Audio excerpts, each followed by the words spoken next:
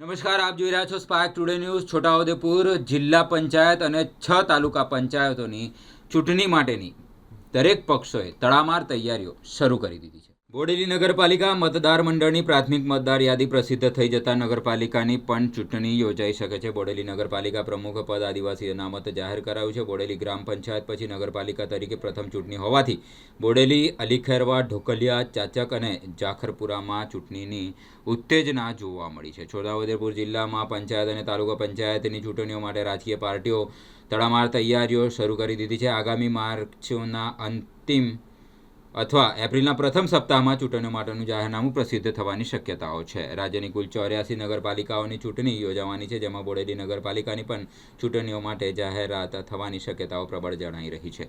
બોડેલી નગરપાલિકાની ચૂંટણી જાહેર થવાની હોવાની કોઈ અધિકૃત માહિતી મળી નથી, પરંતુ બોડેલી નગરપાલિકાના 7 વોર્ડ માટેની પ્રાથમિક મતદાર યાદી પ્રસિદ્ધ થઈ છે, જેના પર વાંધા સૂચનો મંગાવવામાં આવેલ છે. બોડેલી નગરપાલિકા માટે પ્રમુખ પદ રોસ્ટર પદ્ધતિ પ્રમાણે આદિવાસી અનામત જાહેર કરવામાં આવેલ છે.